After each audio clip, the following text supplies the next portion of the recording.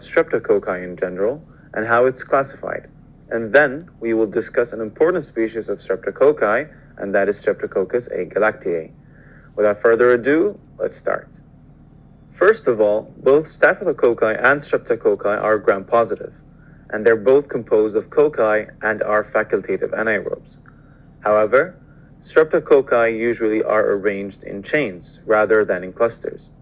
In addition to that, Streptococci are catalase negative, whereas Staphylococci are catalase positive. As for strep classification, a commonly used classification is based on their ability to lyse red blood cells in blood agar. On that basis, we can classify them into three groups.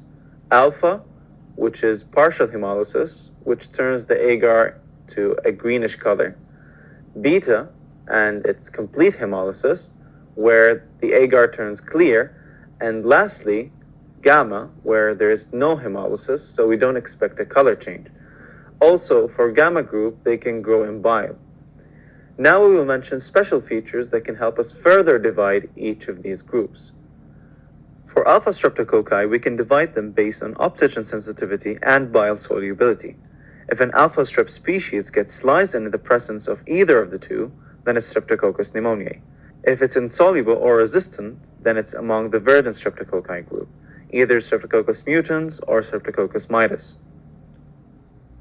In addition to that, Streptococcus pneumoniae is encapsulated, whereas the verdant group is not. For beta group, we can depend on bacitracin sensitivity and the presence of pyrrolidinol aminopeptidase enzyme, which is PYR for short, to divide them. Streptococcus pyogenes is positive for both, meaning it's sensitive to bacitracin and has PYR enzyme, whereas Streptococcus agalactiae is resistant to bacitracin and lacks PYR enzyme.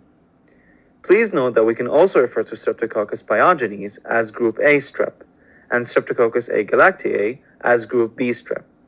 These names are based on another classification, but are also commonly used, so they're worth remembering. The gamma group will be further divided based on the ability to grow in 6.5% sodium chloride and the presence of PYR enzyme. The first group, which is Enterococcus, includes Enterococcus faecium and Enterococcus faecalis. This group can grow in 6.5% sodium chloride and has PYR. On the contrary, non-Enterococcus group can grow in the presence of 6.5% sodium chloride and lacks PYR. This group includes Streptococcus bovis. A small note, Enterococci can sometimes be classified as alpha hemolytic, so don't be confused. Stick to the previous classification to make things organized, but be aware of this fact as well. We know these details are overwhelming, but here are some tricks that will hopefully make them stick in your mind. We will summarize each group in a word or phrase. Let us know what you think about this idea in the comments.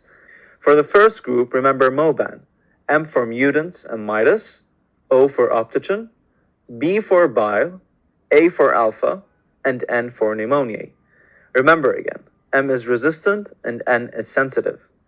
And if you're wondering, MOBAN is the trade name of an antipsychotic drug, but we don't think you need to know this for microbiology. For the second group, remember it's related to 2 Bs, 2 Ps, and 1 A. Beta and bacitracin, PYR and pyogenes, and agalactiae. For the last group, remember Streptococcus bovis got bored from playing Nintendo, which stands for gamma, bile, faecium, and faecalis, PYR, and NaCl. Remember, knowing these details will make the process of differentiating between Streptococcus species a piece of cake. Here's again the full picture.